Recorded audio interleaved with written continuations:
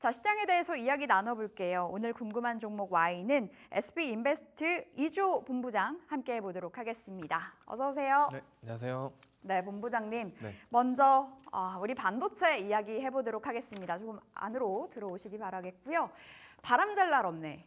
진짜 반도체 바람 잘 날 없는 것 같은데요. 첫 번째 질문. 자, 먼저 SK 하이닉스 지난 금요일에는 좀 큰 폭의 하락을 보였었는데 엔비디아 잘 가고 있고 뭐 아무래도 TSMC도 실적이 잘 나왔었고 근데 하이닉스 주가는 왜 이랬을까요?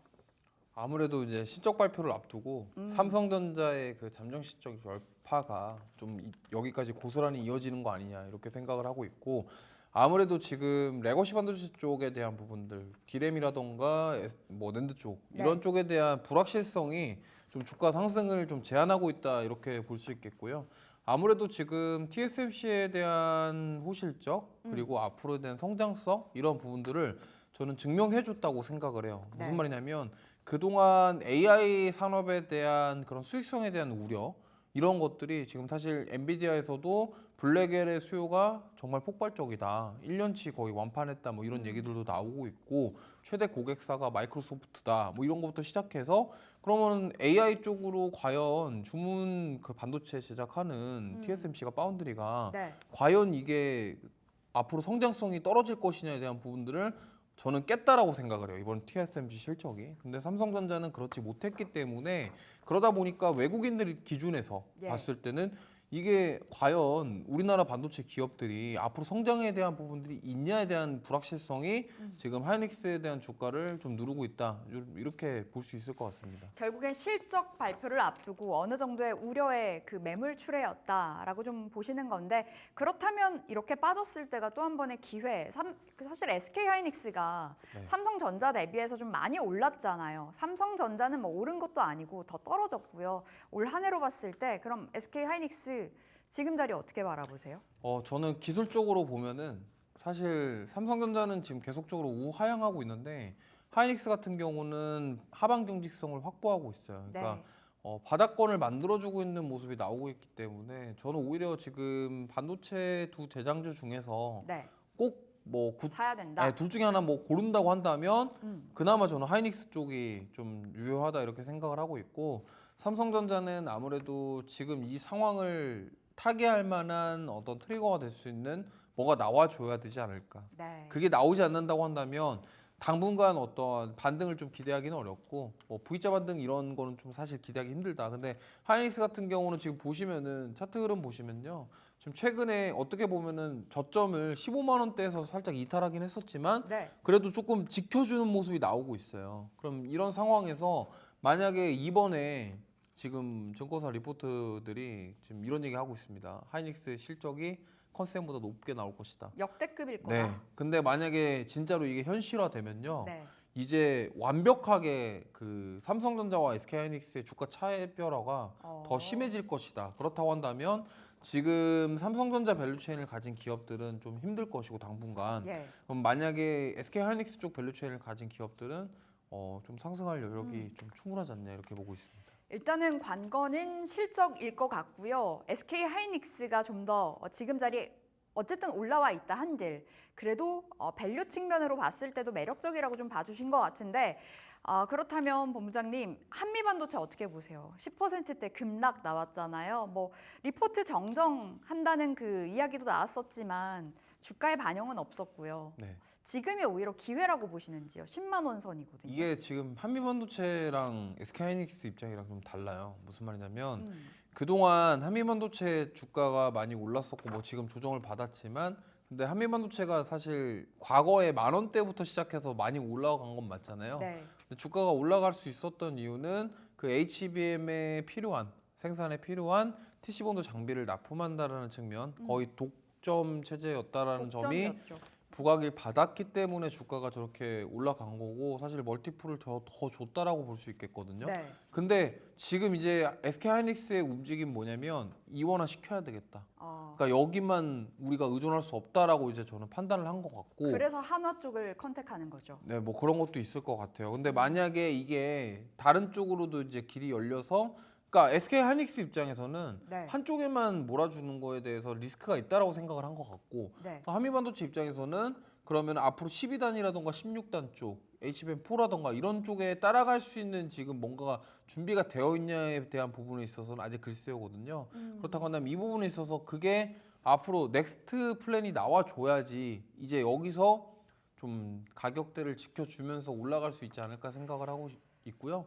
만약에 이거를 깨지 못한다. 네. 여기서 만약에 계속적으로 12단이라던가 16단 이런 쪽에는 공급에 대한 우려가 지금 계속적으로 부각이 된다 한다면 반등이 쉽지는 않을 것이다라고 말씀드리고 싶습니다. 예전에 영광을 찾기에는 좀 갈 길이 멀어 보이는 것도 같습니다. 최근에 이제 한화와의 경쟁이 좀 치열한 상황인데 결국에 우리가 모아지는 쪽은 하이브리드 본딩인 것 같아서요. 네. 주가의 급락이 나왔었거든요. 금요일에요. 근데 그렇죠. 다시 한번 시세 좀 분출을 기대해 볼 수 있는 섹터일까요? 네, 아까도 말씀드렸지만 결국에는 하이닉스 쪽에서 뭐 기업을 이제 여러 개를 고려를 한다고 한다면 이게 좀 과거에 비슷한 사례가 HPSP랑 예스티라는 기업이 네, 있는데 알아요. 예스티와 HPSP의 그 소송이거든요. 고압수소 어닐링 장비 관련해서.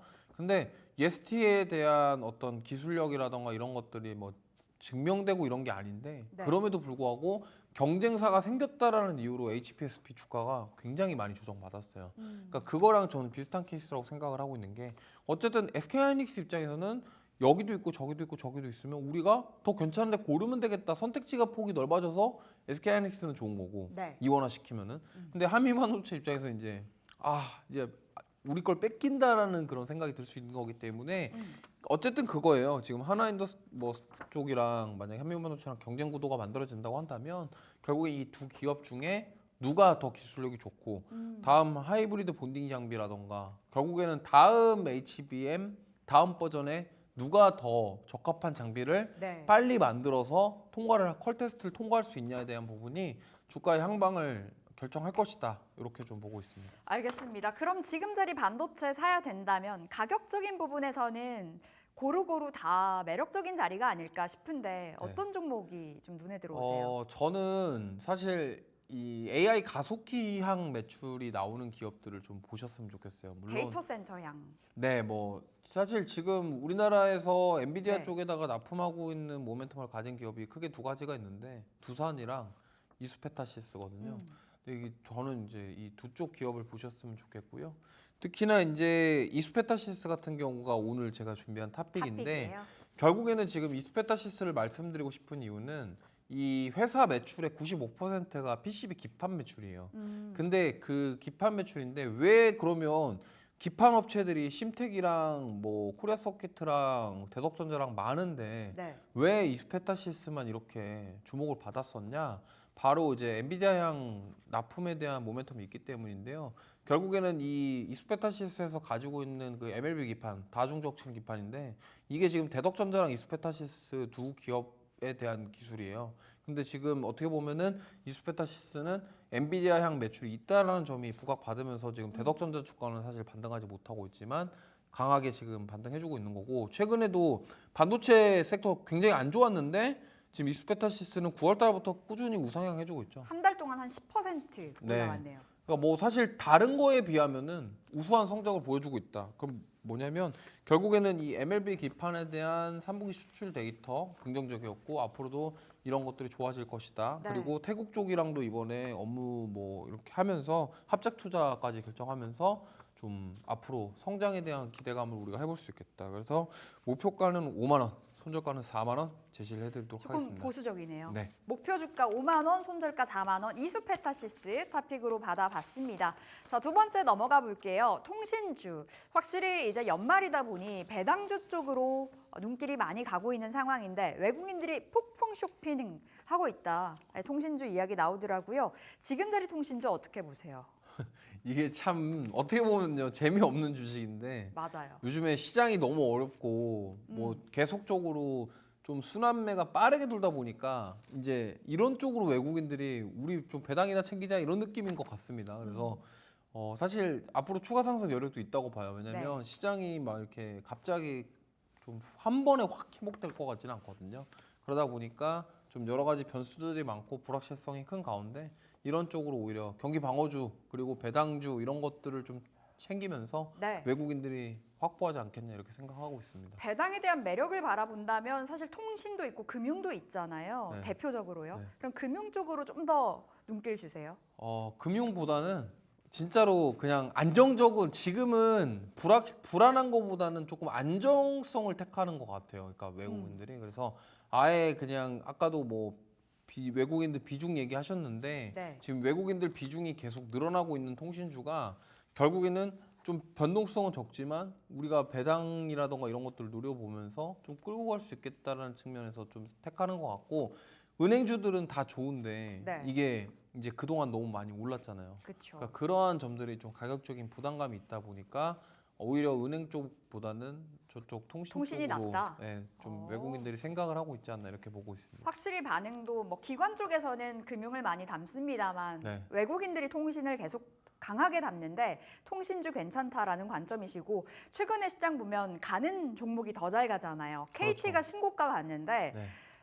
사실 이제 MSCI 그 리밸런싱 관련해서는 편출 종목으로 이야기가 되고 있잖아요. 기대감과 우려감 사이에서 움직이는 것 같은데 이에 대해서는 어떻게 평가하세요? 그게 리밸런싱 되면서 편출이 된다고 하더라도 네. 지금 어떻게 보면 이런 흐름 자체가 한 번에 깨질 것 같지는 않거든요.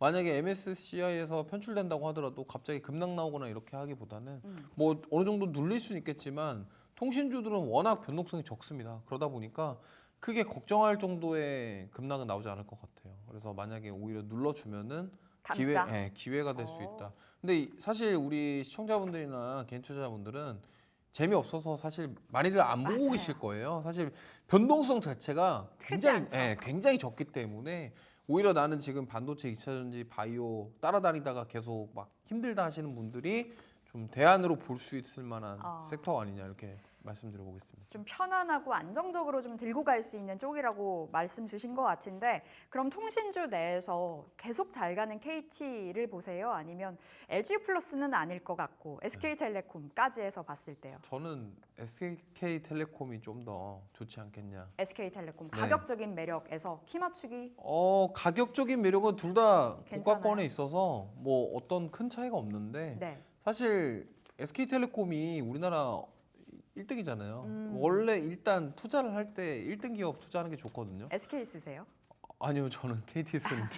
저도 KT 쓰거든요. 네, KT 쓰는데 그래도 SK텔레콤이 조금 더 좀 어떻게 보면 이용자 수도 많고 그러다 보니까 보시면 좋겠고 그리고 사실 이 자사주 매입이라던가 소각 그다음에 주주환원 정책에 대한 걸 지금 계속적으로 얘기를 하고 있어요. SK텔레콤. 그리고 지금 가장 중요한 거는 AI 서비스입니다.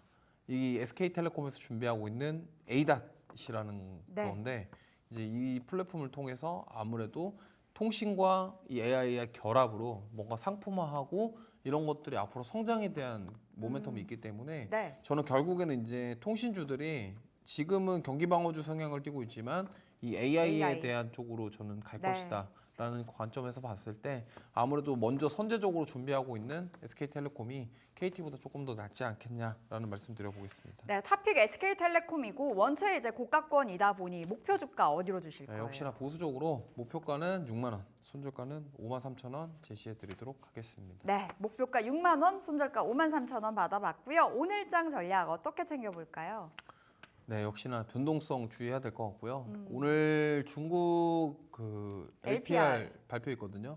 그래서 만약에 금리가 지금 예상치가 인하로 예상하고 있는데 그게 조금 더 인하가 된다 그러면 중국 증시 또 크게 움직일 수도 네. 있고 그에 따라서 국내 증시도 지금 움직임이 나올 수 있는데 아마 반도체랑 2차 전지랑 바이오 세 가지 섹터가 또 순환매가 돌 것 같아요. 여기 빠지고 여기 가고 이런 식으로 나올 것 같아서. 장중에도 계속 돌잖아요. 네, 지금 수급이 너무 빠르게 돌기 때문에 이거를 활용을 해서 좀 대응하실 분들은 하시는데 좀 길게 보시기보다는 짧게 네, 짧게 대응하시는 게 좋을 것 같고 만약에 내가 좀 저 세 개 중에 하나 고르고 싶다 그러면 이번 주에 SK하이닉스 실적 발표 있기 때문에 오히려 반도체 쪽을 보시는 게 좋지 않겠냐. 테슬라 실적 발표도 있잖아요. 네, 그렇기 때문에 오히려 반도체로 오히려 돌리자 이렇게 말씀드려보겠습니다. 네, 알겠습니다. 오늘장 전략까지 받아봤고요. 여기서 보내드릴게요. SP인베스트 이조 본부장 함께했습니다. 말씀 고맙습니다.